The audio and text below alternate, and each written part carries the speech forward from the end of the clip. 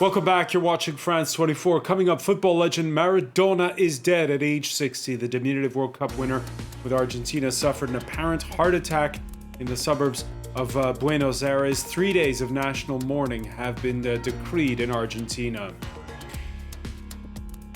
Also coming up, Ethiopia's prime minister rejects growing international calls for dialogue. This as an ultimatum to the rebel province of Tigray is set to run out. Abiy Ahmed insists his country will handle the conflict on its own.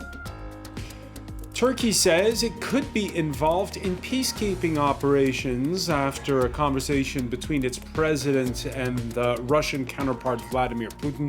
Russia, which is brokering the ceasefire there. In this edition, our exclusive report on Azerbaijani soldiers under the terms of the truce now entering the district of Kalbajar.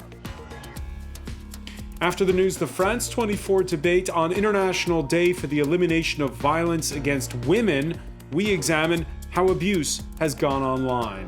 From anonymous trolling and cyberbullying to revenge porn and physical threats, how has the COVID pandemic, with its increased isolation and screen time for all, exacerbated the targeting of women and girls? What to do about it? Tell us what you think, what you've experienced on Facebook and Twitter. The hashtag is F24Debate.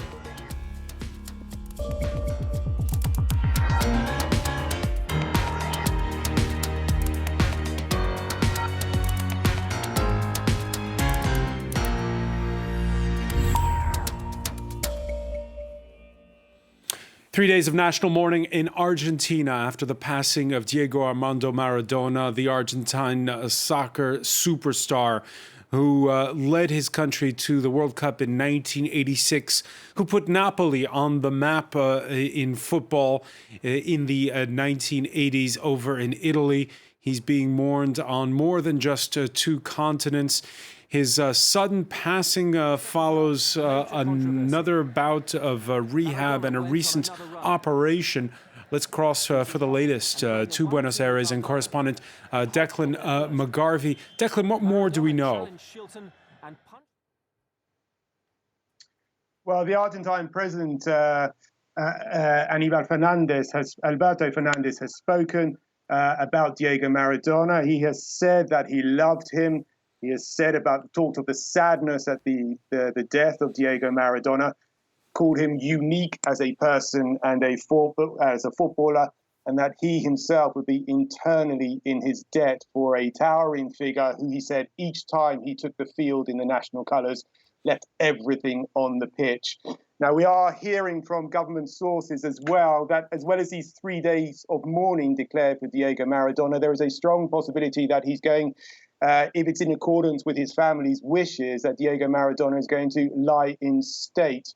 And they're thinking of a location where this may happen. Now, the presidential sources are saying that this could happen at the presidential palace, the Pink House, in Spanish, the Casa Rosada, in central Buenos Aires. But there is also talk of this happening at the eponymously named Diego Armando Maradona Stadium, which is the stadium where his first football club, Argentinos Juniors, for whom he played when he was a very young footballer, is located again in central Buenos Aires.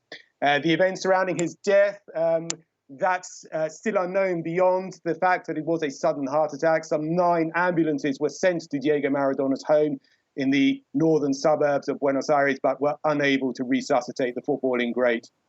It was not his first brush with death, yet how big was the shock, Declan?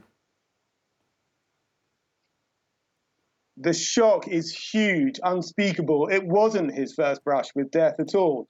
He had suffered a heart attack before in the early 2000s. He was well known as having suffered both serious drug and alcohol addictions.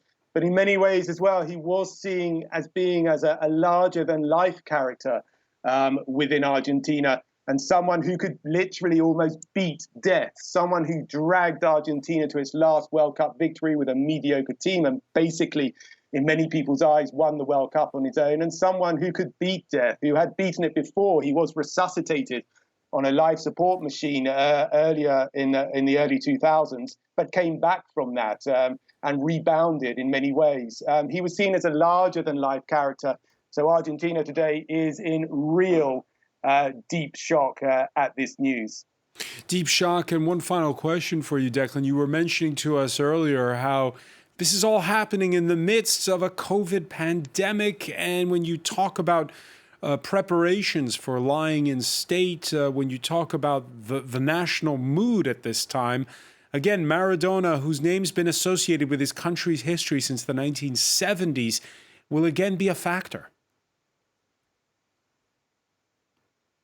Exactly. What does President Alberto Fernandez do? What does Argentina's government do? The death of arguably the greatest Argentinian in Argentina's history, arguably the greatest ever footballer to take the football pitch. What does the Argentine government do when millions of Argentinians want to remember him, to commemorate his life, to celebrate his life, and there will be an outpouring of affection and love for Diego Maradona, but taking place at a time of a strict lockdown in Argentina because of the coronavirus pandemic, which has hit Argentina very hard. It's amongst the global top 10 of countries in terms of deaths and of infections as well. So what does the government do? It has said, this is leaking out, that there are talks about seeing Diego Maradona lie in state for a period of days, either at this football stadium or at the presidential palace. Logistically, that will be very difficult to handle.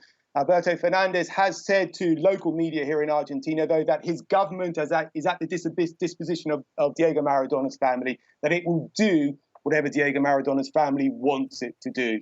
Declan McGarvey reporting live from Buenos Aires. Many thanks for that update.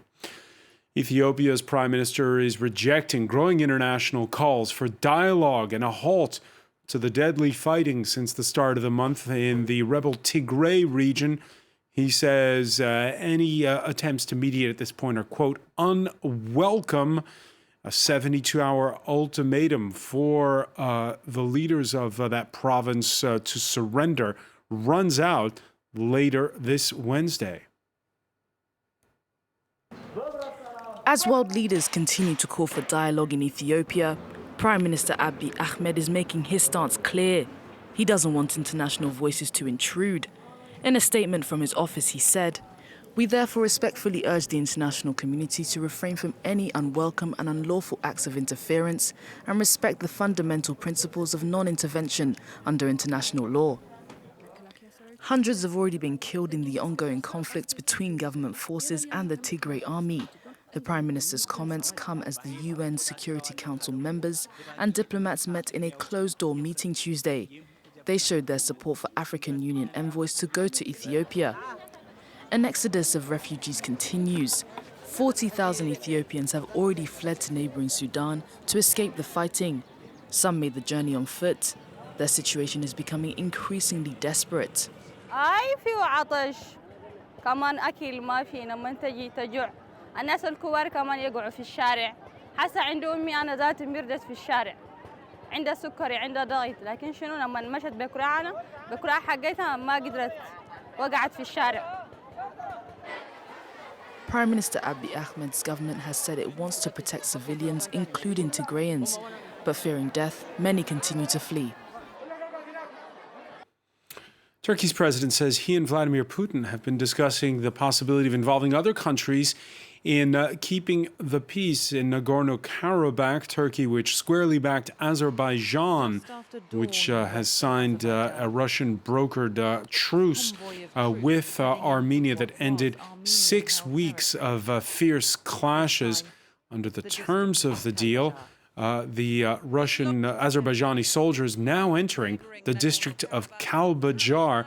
France 24's team witnessed it. Catherine Norris-Trent has more.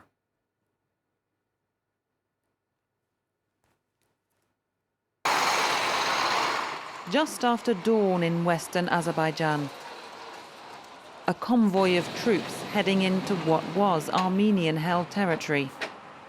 This time, it's the district of Kalbajar. These lorries rolling in are the first time that Azerbaijani troops have been into the district of Kalbajar in more than 27 years. This land neighboring Nagorno-Karabakh was handed back over to Azerbaijan under the terms of the Moscow brokered peace deal earlier this November. sevindirici gündür. Tək mənim üçün deyil, bütün Azərbaycan ordusu üçün, o cümlədən xalqımız üçün çox sevindirici gündür. Düşmən qüvvələrinin, silahlıların oradan çıxarılması üç tərəfli bəyanata əsasən həyata keçirilir və bunun həyata keçirilməsinə təminat kimi Rusiya Federasiyasının sülh məramları həyata keçirirlər. By the roadside, this old man can hardly contain his emotions. Gençliğimi onu da bilmirəm. Orada keçirdiyim günləri. Həyatımda ən xoşbəxt günümdür. Çünki mən yenidən öz 43 il yaşadığım torpağa qayıtmağa ümidliyəm. Ümid edirəm ki, tezliklə qayıdacaq. Tens of thousands of Azerbaijanis were forced to flee when Armenia took the Kalbajar district in 1993 in the First Nagorno-Karabakh War. Now, many are hoping they'll be able to return home. On the other hand, recent weeks have seen an exodus of the ethnic Armenians who'd been living in Kalbajar for the past 3 decades, and the district is still home to several cultural and religious Armenian sites.